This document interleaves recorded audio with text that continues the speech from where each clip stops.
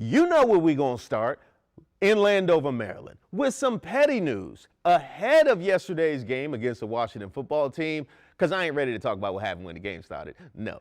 The Cowboys shipped custom-built heated benches with their logos on them to FedExField, claiming the Seattle Seahawks told them the ones there don't work.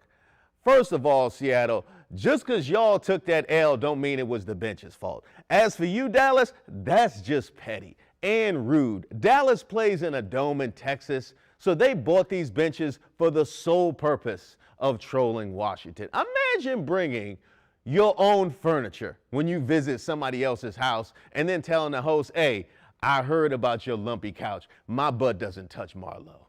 I can't believe they let the Cowboys do this. They should have made them sit on metal folding chairs the entire game like I did on the bench during my childhood. The next time these teams play, which is in 2 weeks, mind you, Washington needs to step up their petty game. Maybe we should bring, I don't know, our whole locker room. Then again, who am I kidding? We need to focus on bringing our offense. We're taking a trip to Sioux Falls, South Dakota for the next story because it struck a nerve on social media.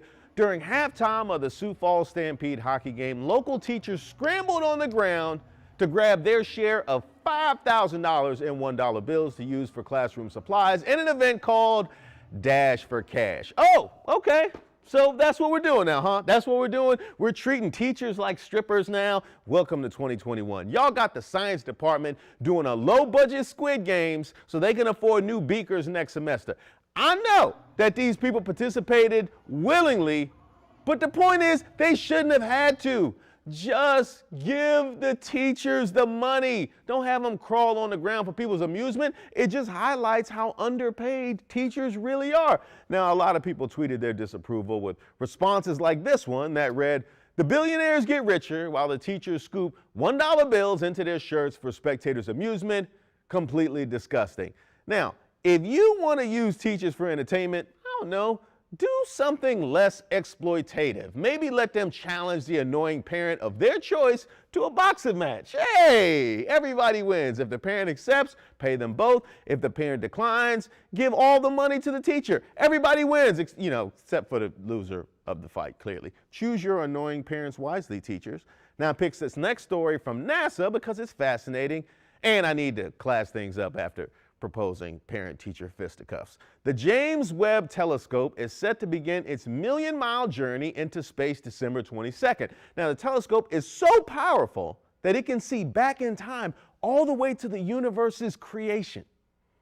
This December 22nd may become known as the day the universe changed. That Wednesday, NASA expects to launch the James Webb Space Telescope, the largest and most expensive instrument ever flown, 100 times more powerful than the 31-year-old Hubble telescope. This telescope can see back in time? Man, I need to take a turn and check out Joe Gibbs' first era once again. Now, I'm glad it's looking at space and not looking at Earth, because I don't want NASA telling my mom who really broke the lamp in the living room in 1994. Now, if she's watching, now she knows. It was my sister. Now, this thing is 100 times more powerful than the Hubble telescope. I wish I could say that without throwing shade to Hubble. We love you, Hubble. Even if your little brother is bigger, stronger, faster, and sexier than you, you're both still part of the family. You have to eat at the kiddie table now, but you're still family. Now, human beings built a tool that may explain the origins of the universe in detail. Meanwhile, I struggled to put together an IKEA desk this weekend. They really need words on those instructions. NASA didn't have to rely on illustrations and an Allen key. Now, I chose this last story because it shows the power that entertainment holds. Spoiler alert ahead.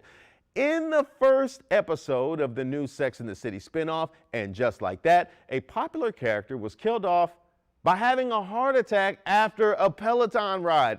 It actually caused Peloton's stock to drop 5% in real life. In response, Peloton released a new commercial featuring the actor who plays the now deceased character, letting audiences know that everything is fine and their bikes really did not kill him. Now, if you haven't watched the episode, this is that spoiler. I don't blame him for doing this commercial because his character got killed. You might as well get one more check on the way out. That is a win. Now, instead of a commercial, how about Peloton lower its prices? That probably would have made people a whole lot happier. Who cares about TV characters when the bikes cost $2,300 on sale? That's what would have given me a heart attack. RIP to the character who will remain nameless until the rest of you watch the episode. And by the way, I'm being very magnanimous because nothing would have made me happier than spoiling Sex in the City. By the way, my favorite story today, the teachers, of course. Y'all know how much I love boxing and MMA.